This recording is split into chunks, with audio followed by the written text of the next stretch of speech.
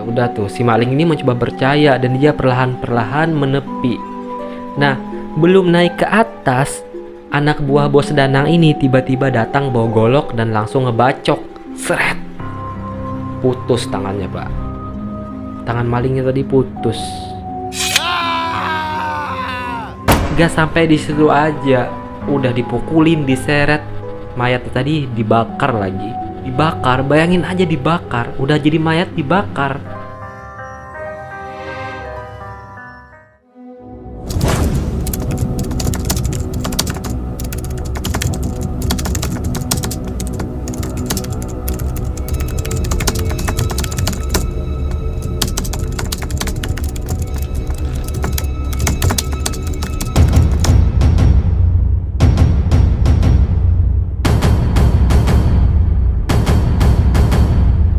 Halo brother dan sisterku semuanya, kembali lagi ya geng di channel gua Rahmat RMT. Kaget boleh, jantungan jangan. Nah, seperti biasa kita akan bercerita tentang kisah horor lagi nih geng. Cerita horor kali ini menceritakan sebuah kampung yang mengalami sebuah teror besar. Nah, jadi cerita ini tuh terjadi dikarenakan mereka ini beberapa hari atau beberapa bulan sebelumnya itu pernah ngebunuh atau ngebantai maling. Jadi, roh dari maling ini gentayangan minta pertanggungjawaban dari mereka. Apakah mereka di sini bisa mempertanggungjawabkan apa yang telah mereka buat, ataukah roh itu akan terus gentayangan? Daripada bingung dan pengen tahu jawabannya, langsung aja deh kita ke ceritanya. Zona hitam. Zona hitam di mari. Kalau kaget, jangan lari.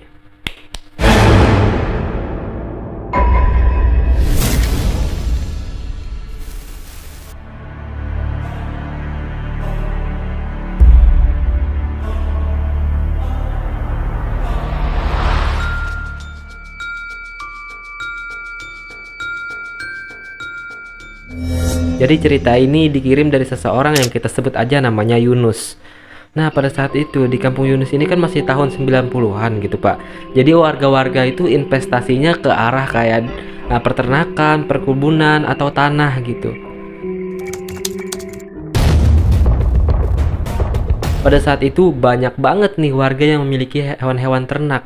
Tapi karena hal itu pula di kampung mereka ini banyak banget kejadian maling hewan ternak. Pokoknya kejadian pencurian itu nggak terjadi satu malam aja, tapi beberapa malam atau beberapa kali gitu geng. Sampai-sampai berita itu viral dan trending di kampung mereka. Karena hal itu, warga semakin cemas dan juga warga-warga ini kayak sudah siaga dan lebih ketat untuk penjagaan kampung. Pos ronda yang awalnya cuma diisi beberapa orang, kini udah ditambah lagi nih kapasitas penjagaannya. Ada nih di kampung mereka ini salah satu orang yang bisa dibilang paling kaya lah. Kita sebut aja namanya ini Bos Danang. Jadi Bos Danang ini mempunyai rumah yang luasnya itu mungkin hampir 1 hektar. Pokoknya rumahnya itu udah paling besar di kampung situ. Dan juga geng, di kampung mereka ini kan dulu masih tempo dulu. Jadi orang-orang yang punya kendaraan atau motor itu hanya beberapa orang. Dan kalau orang udah punya kendaraan atau motor itu udah dianggap paling kaya lah. Bisa dibilang kendaraan zaman dulu itu udah kayak aset paling mahal gitu. Jadi ya cuman bisa dibeli oleh beberapa orang kaya aja. Dan salah satunya Bos Danang ini geng. Dan kenapa gue sebut dia ini Bos Danang?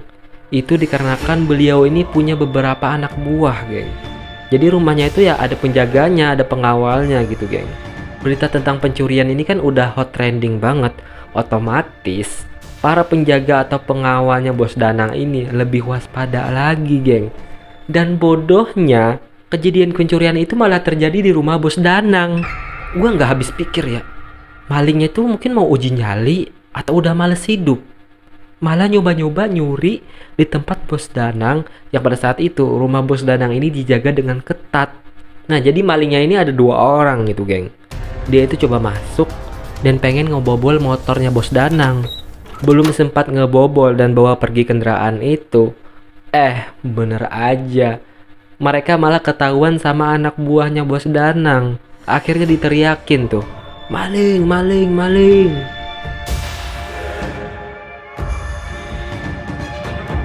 Dan apesnya lagi, ada beberapa warga yang sedang ngeronda melihat kejadian itu. Ya tambah ribut.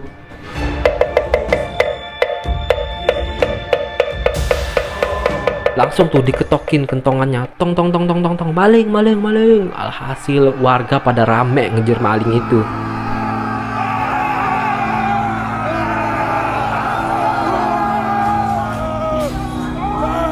Malingnya pun langsung ngibrit gitu, geng. Mereka masuk ke dalam kayak hutan-hutan kayak dan perkebunan warga gitu. Karena pada zaman dulu kan udah gua bilang di awal tadi, banyak warga yang memiliki kebun-kebun. Alhasil hal tersebut menguntungkan maling ini buat kabur. Tapi warga yang geram gak tinggal diam, mau mereka lari kemanapun tetap dikejar. Sret, maling itu terus lari. Mereka belusukan tuh antar kebun-kebun warga. Nah, entah nggak tahu ya geng ya, ini mungkin salah satu hal yang konyol juga. Mungkin malingnya ini lupa map atau belum hafal peta atau emang buta map gitu. Nah, ketika dia keluar dari kebun itu, ternyata di depan kebunnya itu ada pos ronda.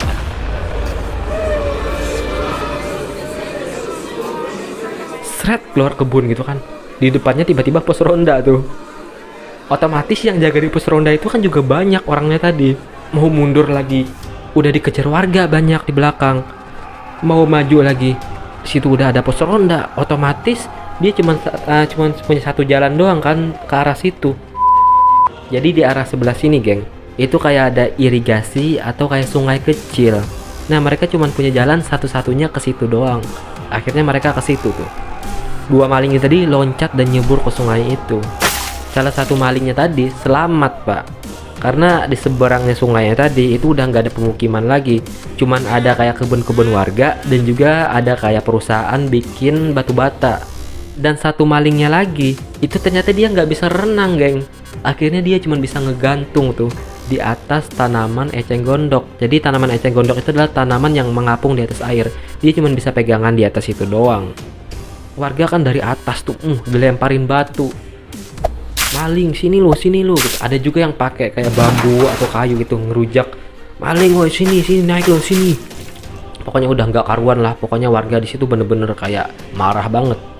Si maling ini juga nggak bisa ngapa-ngapain lagi. Dia cuma bisa minta tolong doang. Tolong. Nah, ada nih dua warga sana. Kita sebut aja namanya ini si Jarot sama si Juki. Jadi mereka ini niatnya mau nolongin. Ayo sini, kata Jarot sama Juki tadi. Naik aja bang, ini kata mereka. Tapi saya nggak diapa-apain kan, kata malingnya tadi. Iya sini, naik aja, ntar ditolongin kok, kata si Jarot sama Juki. Ya udah tuh, si maling ini mencoba percaya dan dia perlahan-perlahan menepi. Nah, belum naik ke atas, anak buah bos Danang ini tiba-tiba datang bawa golok dan langsung ngebacok. Seret. Putus tangannya, Pak. Tangan malingnya tadi putus. Nah, posisi malingnya tadi kan udah di pinggir nih. Langsung tuh diseret warga naik ke atas dan langsung dipukulin. Gedebak, gedebuk. Nah, dua orang ini tadi, si Juki sama Jarot tadi yang awalnya mau bantuin, malah terprovokasi ikut mukulin juga. Akhirnya si maling itu pun kayak udah kehabisan darah di situ, guys. Tambah lagi dipukulin warga kan. Dibacok-bacokin lah, dipukulin lah. Akhirnya si maling itu karena juga tadi kehabisan darah, mungkin karena tangannya udah penggal juga, terus juga udah dipukul-pukulin warga, akhirnya ya salam lah, meninggal malingnya. Gak sampai di situ aja, geng. Udah meninggal posisinya. Dimasukin ke dalam karung. Setelah itu karungnya tadi diseret ke depan pos ronda tadi. Gak sampai di situ aja, udah dipukulin, diseret. Mayat tadi dibakar lagi. Dibakar, bayangin aja dibakar. Udah jadi mayat dibakar. Sampai akhirnya jasad malingnya ini gosong dan ditinggalin begitu aja, geng. Sampai pagi. Akhirnya keesokan harinya polisi datang ke tempat TKP, memeriksa dan juga memvisum mayatnya tadi. Karena saat itu mungkin gak ada handphone yang bisa digunakan untuk merekam, akhirnya polisi ini kesulitan mencari pelaku pembunuhannya. Ketika ditanya-tanya sama warga, akhirnya polisi ini mendapatkan kesimpulan bahwa yang ngebunuh itu si Jarot, si Juki tadi juga sama si anak buahnya bos Danang tadi. Karena mungkin cuman mereka bertiga ya yang cukup terlihat dekat sama si maling tadi. Yang awalnya kan si Juki sama si Jarot ini kayak ngajakin naik tadi, mau ngebantuin. Dan anak buah bos Danang ini yang ngebacokin tangannya tadi.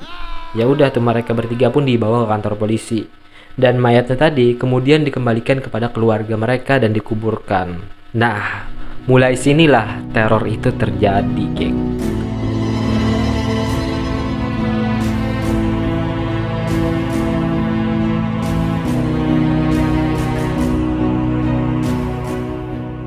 Kita masuk ke teror yang dialami pelaku dulu nih ya, yang di penjara tadi.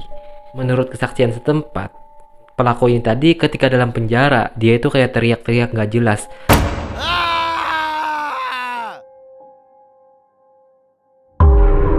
Mau makan, tiba-tiba sosok itu ada.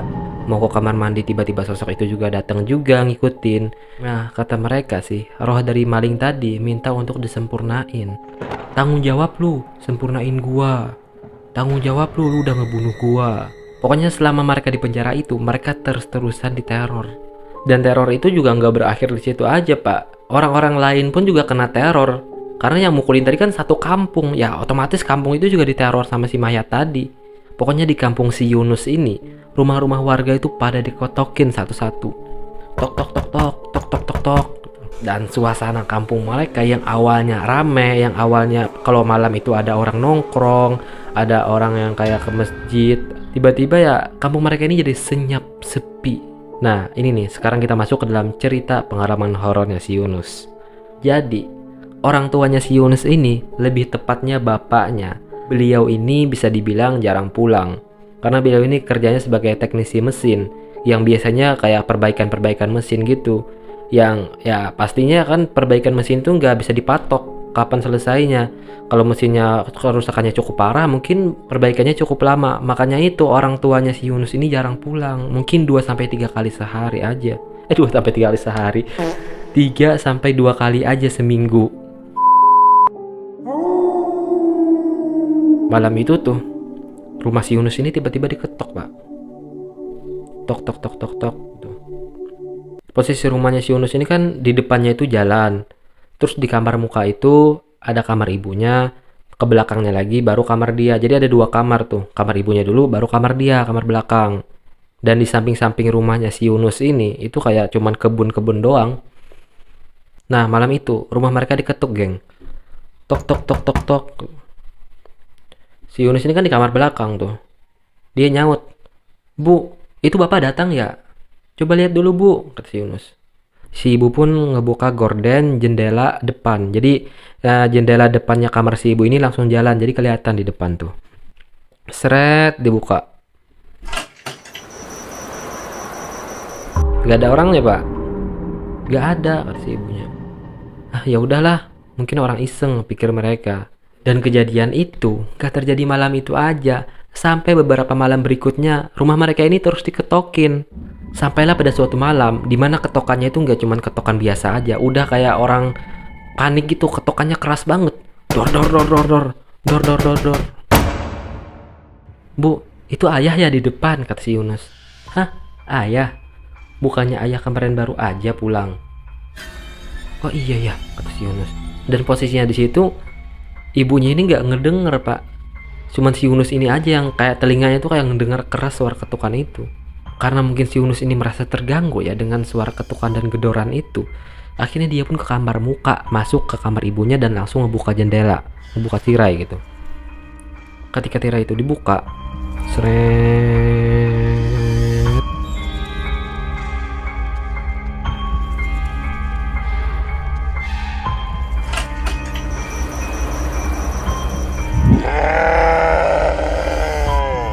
ternyata di situ terlihat sosok maling tadi dengan rupa dan wujudnya yang menyeramkan banget, geng. Pokoknya di situ fisiknya udah acak-acakan banget dengan tangan yang buntung, wajahnya yang kebakar, terus juga luka-luka sobek banyak banget di wajahnya. Pokoknya seram banget, geng. Terus si maling ini ngomong, "A, tolongin saya, A. Sempurnain badan saya." "Oh, pokoknya di situ si Yunus bener-bener gemeteran banget, geng. Dia cuma bisa nangis gejer doang. Akhirnya si ibu pun nyamperin si Yunus tuh. Nak, kenapa nak?" kata si ibu. Yunus pokoknya cuma bisa nangis doang di situ, geng. Akhirnya si ibu ini nelponin si kakek, karena kakek ini dianggap orang yang bisa juga ngobat-ngobatin kayak gitu. Orang yang paham lah. Akhirnya si kakek ini datang dan juga ngobatin si Yunus. Alhamdulillahnya si Yunus udah lumayan tenang lah di situ. Cuman suara dari si maling tadi masih bergema di telinganya Yunus. Teror itu gak berhenti di situ aja. Beberapa hari setelahnya si ibu juga mengalami teror yang sama. Nah, rumah mereka ini itu kamar mandinya misah sama rumahnya. Jadi bisa dibilang kamar mandinya itu kamar mandi di luar. Jadi kamar mandinya ini posisinya ada di belakang. Jadi kalau mereka mau ke kamar mandi, itu otomatis harus keluar rumah dulu dan ngelewatin kebun-kebun. Gak tahu ya konsepnya gimana, cuman mungkin ya kamar mandi orang dulu kayak gitu ya. Nah, di situ si ibunya ini pengen ke kamar mandi. Ibunya ini bisa dibilang orang yang penakut juga. Akhirnya si ibu minta tolong sama si Yunus. Nus, bantuin ibu yuk ke kamar mandi. Oke deh bu, kata si Yunus. Dianterin lah sama si Yunus. Tapi si Yunus ini nganterinnya dia cuman sampai pintu belakang rumah aja. Sisanya ibu sendiri yang jalan ke kamar mandi. Jadi si Yunus ini posisinya cuman ngejagain cuman dari pintu belakang rumah aja. Ketika menuju ke kamar mandi itu, si ibu ini udah merasa nggak enak. Semak-semak dan juga tumbuh-tumbuhan yang ada di samping itu kayak ada bergerak-gerak gitu, geng. Ketika si ibu membuka pintu,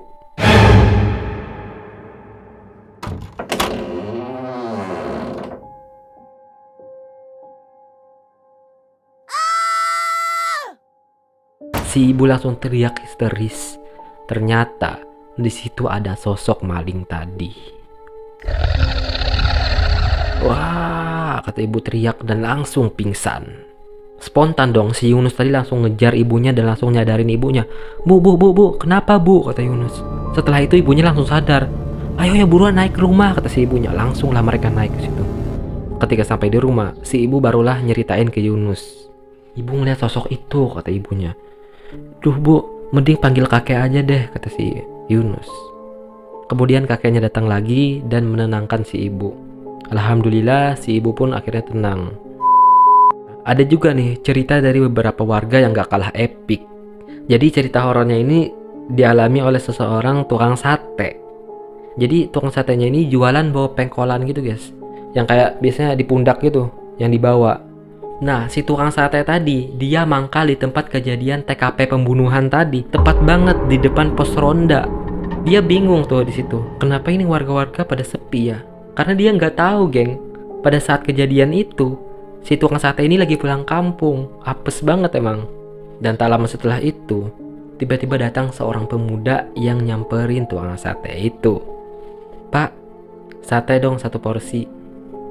Oke, bentar ya mas. Langsunglah dibuatin sama tukang sate. Di sini sebenarnya tukang sate itu udah merasa aneh dengan pemuda itu, geng. Pemuda itu datang dengan wajah yang pucat dan juga pandangan yang kosong. Tapi yang namanya pembeli ya harus dilayani ya. Ketika si tukang sate ini lagi ngipasin satenya, tiba-tiba kecium bau amis. Ini kenapa sih?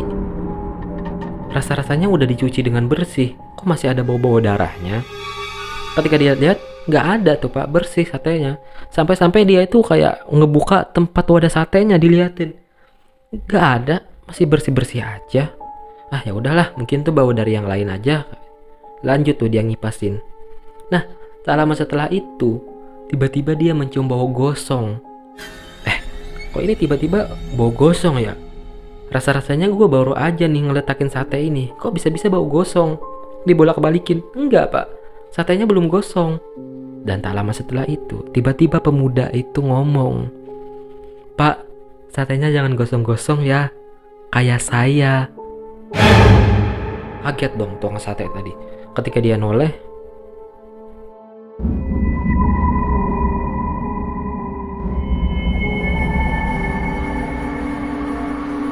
tiba-tiba fisik pemuda tadi berubah. Dengan tangannya yang kutung, dengan wajah dan kulitnya yang udah acak-acakan. Oh, di situ tukang satenya langsung kaget dan langsung hibrid, Pak. Dia lari. Sampai-sampai dia kesandung batu dan jatuh di depan masjid. Ketika pagi, barulah warga nolongin dia. Dia pingsan itu dari malam sampai pagi, barulah warga nemuin dia, Pak, ketika warga di depan masjid itu. Tak lama setelah itu, Pak RT ini mengumpulkan warga-warganya untuk mengadakan rapat. Karena teror ini dirasa meresahkan kampung banget, sampai-sampai tukang sate yang gak salah itu kena imbasnya juga. Akhirnya di situ warga-warga ngumpul, terus juga mereka saling diskusi kan. Nah, Akhirnya mereka dapat kesimpulan nih, karena setiap kali sosok itu datang, dia itu ngomongnya sempurnain saya.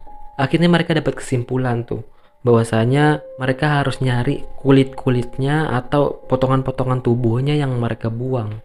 Ada salah satu warga yang pada saat itu ada di tempat kejadian. Dia baru inget tuh, kulit-kulit dari si mayat ini itu mereka lemparin ke atas pos ronda, di atas genteng pos ronda.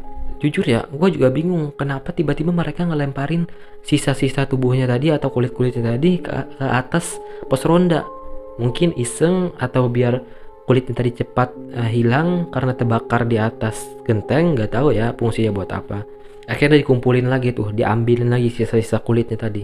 Untung masih ada, kalau nggak ada berabe tuh. Akhirnya kulit-kulitnya tadi dikuburin kembali bersama mayatnya. Nah, alhamdulillahnya setelah itu warga-warga ini udah aman. Keadaan pun kembali seperti semula. Tapi katanya kalau di kampung itu ada yang menceritakan kisah ini. Itu mereka mencium kayak bau gosong. Hawa-hawanya itu masih ada. Tapi itu dulu katanya ya. Tapi kalau sekarang mungkin udah aman-aman aja, geng. Tenang aja. Nah, oke, mungkin jadi inilah cerita yang dialami oleh Yunus dan juga warga-warga kampung yang mengalami teror dari sosok maling.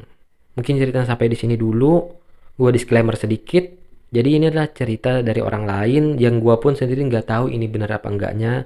Tapi yang pasti kita bisa ambil intisarinya dari sebuah kisah. Jadi pesannya janganlah buat teman-teman semuanya berbuat yang berlebih-lebihan. Ya kayak malingnya tadi udah mati, diseret, dibakar. Kayak nggak puas banget kan warga-warga di situ. Jadi itulah intisari dari cerita ini dan semoga bisa menghibur dan ya sedia payung sebelum hujan. Dekati Tuhan sudah pasti aman. Neraka akan menunggu mereka bagi orang yang meminta pertolongan selain kepada Tuhan yang Maha Kuasa. Saya Rahmat yang bikin jantung Anda kacau. Izin pamit. Wacau.